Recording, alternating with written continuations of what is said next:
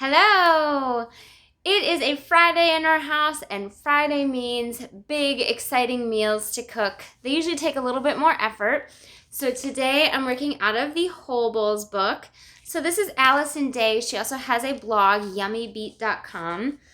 And we are making the Greek mushroom Stifado with horseradish mashed potatoes and steamed spinach. And there is a lovely picture of everything. And I today am making a triple batch. So a double batch for my family and a batch for some friends of ours.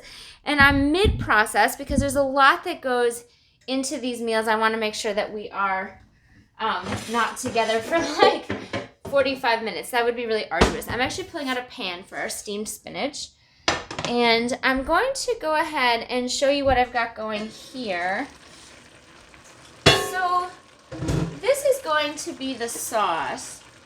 And what I've done so far is taken 18 cups of mushrooms and 6 giant onions and 12 cloves of garlic, put them in with 6 tablespoons of butter.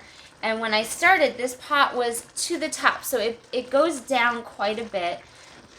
They say 10 to 15 minutes. It takes more when you're making a big batch like that. So if you are making a big batch, multiple pots, or just up your time. I was also making mashed potatoes, so I just didn't have enough space. So I chose the option of putting it all in one. So this is ready for the next step. I've got my onions cooked down quite a bit.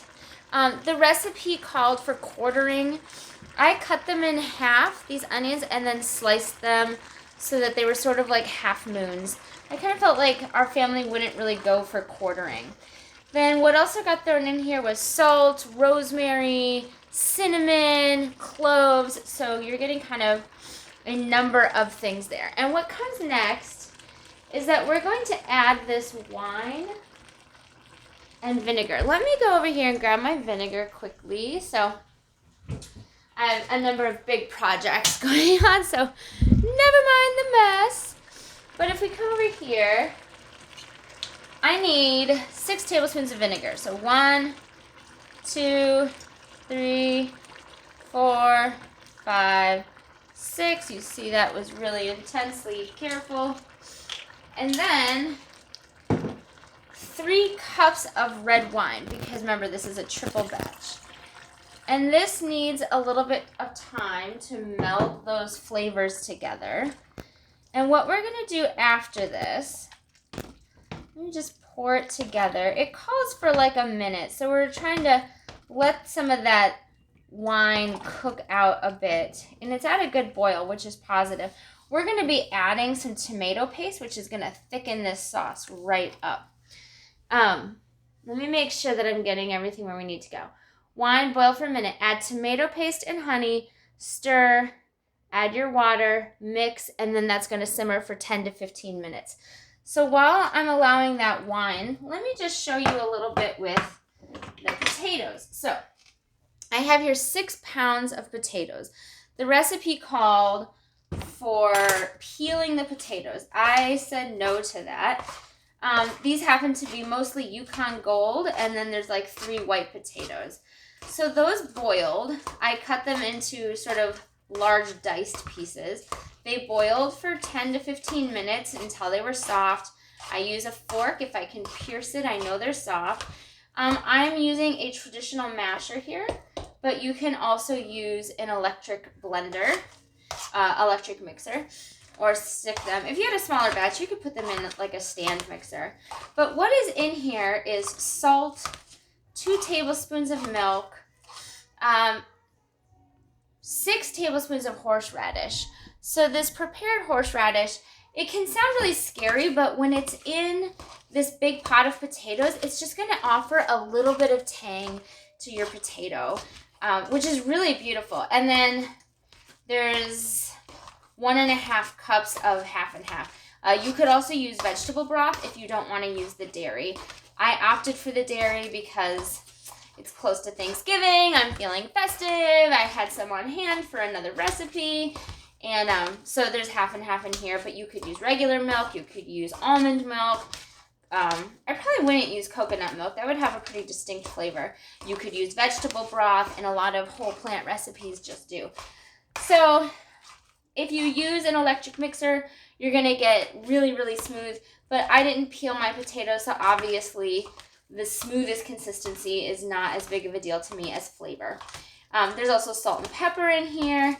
And again, this is a triple batch, just to kind of keep that in mind. Okay, coming back over here.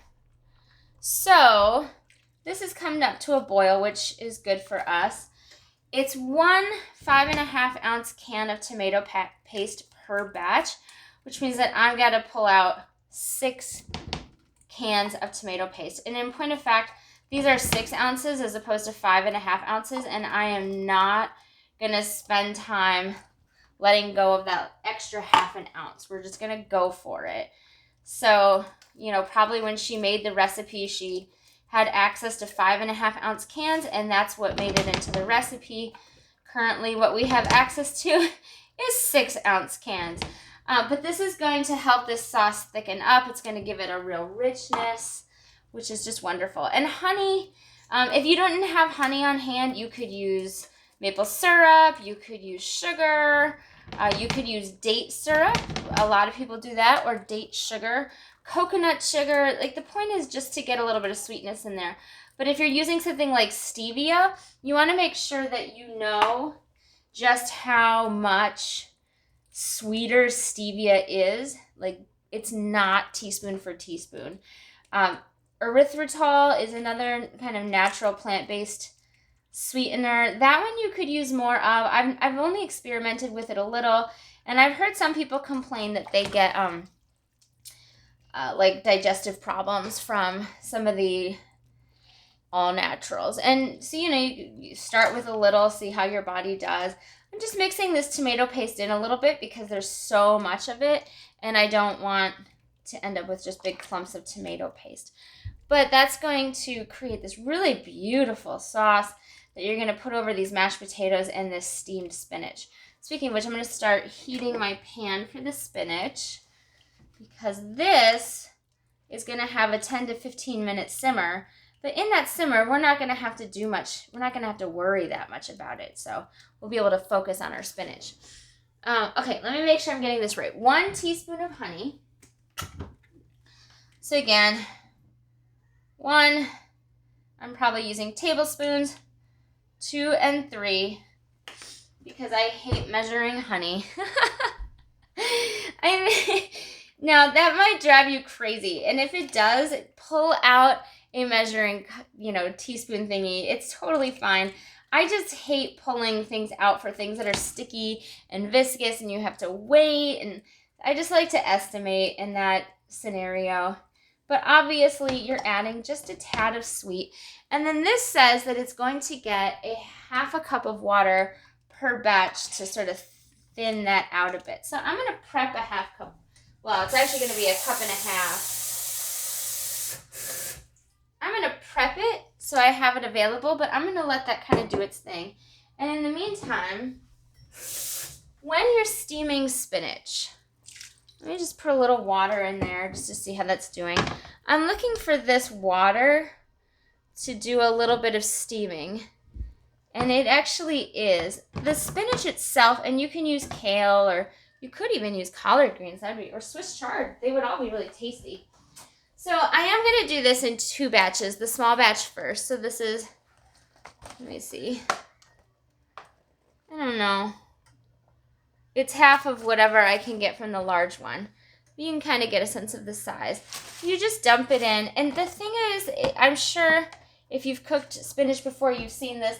It just cooks down so rapidly once it starts to go. So when you're working with a vegetable like this, a leafy green, you're going to want to stay present to it as much as possible. I'm moving the leaves around a little bit to get some of that wetness on them. And then once that is starting to move, I want to be available to it the whole time. And in point of fact, I don't always just add sprinkles because sometimes you can overdo it. But just a little touch of flavor will go a long way. when you're steaming vegetables, especially like we've got little kids. When you offer something like this is baby spinach, so it's not so hard to swallow. But when you offer stuff like this, sometimes they're going to struggle with knowing how to chew it and swallow it. So sometimes you need to cut it up or just give them a little bit, or mix it really well into the mashed potatoes or the sauce, something else, so that they're not having to navigate it solo. But on the other hand, it's not canned spinach. Oh, and it's not frozen spinach, right? It's fresh, and you can stop cooking it when you get to that kind of limp stage so that you don't continue to create this kind of gloppy black goo, but something that's really beautiful instead. So it's going to act as a bit of an accent in the meal, if you will. And honestly, like with your Stifado, if you wanted to add a few more vegetables in, like green beans would be really good, really hearty, or you could add in some carrot, just something that makes you happy. That's really the name of the game. Do something that makes you happy. Let your mouth be happy. And I think that's the thing, right? So we want our bodies to be happy. And part of the whole thing with food and good food is that you just feel so happy. Like I sit down and I just say, oh, I'm so thankful for this meal. I'm so thankful I get to eat this meal. I don't sit down and go, man, what have I done? Or that wasn't worth it. I'm so disappointed. And these are the kinds of flavors that are just going to pop. Like there's all this rosemary, red wine over here. Like those flavors are going to pop. The horseradish mashed potato, that's going to pop in your mouth. All right. So we are there, right? That has come to a point where my spinach is wilted. It's wilted, and therefore I want to stop because it'll cook just a little bit even now. So, hello, how are you? So once we've got that, like I said, this is for my friends. So I'm going to set this aside. And then I can start the other batch. And so I added just a splash of water. That was more than enough. As I'm scooping this out, there's still going to be water in the bottom of this pan. So I won't even really have to switch it out. It'll just be the water for the next one. And my pan's already hot. So if you are cooking in bulk and you're saying to yourself, oh, this feels so overwhelming, how could I get that done? This is one way, right? You just double up in certain pots where you can. Let me just give this a quick check. This is coming nice and thick, actually. I'm so thrilled about that. We can go ahead and add in that bit of water to the sauce, which because it's a tomato paste, you kind of want to a little bit. You don't want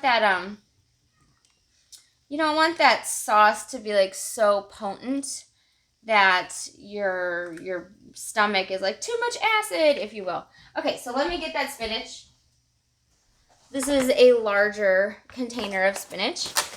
Takes up a lot more space on the screen, so that's how you know. And we're just gonna add that in. This will be our second batch. And you know, the recipe doesn't say how much to make, it just says steamed spinach or kale. So use your best judgment in all of that. While that's happening, this is stirring on a medium.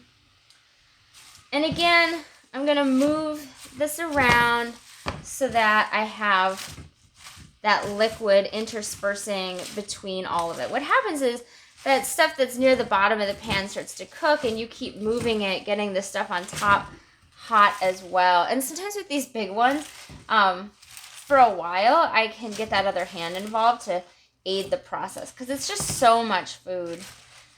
Obviously, you want your hands to be clean. But beyond that, it can be so hard to move it all around. So sometimes until it gets too hot to do so, and we can see that is cooking up really nice. It's just really like this thick, beautiful, wonderful sauce. You can kind of scrape down the sides. But really, that gives you a sense of it. These are the components. The spinach, the mashed potatoes, and the sauce, which then pulls you into that beautiful picture that we saw at the beginning. And that's the meal. You could probably do it in 45 minutes. It's probably going to take me like an hour and 5 minutes or something because I had to do more with cutting up extra onions, doing extra garlic, waiting for that stuff to cook. But not bad all in all. So hopefully you'll give it a try. Our family really loves it. It's a really flavorful meal. Thank you so much for being with me, and I'll hope to see you soon. Bye-bye.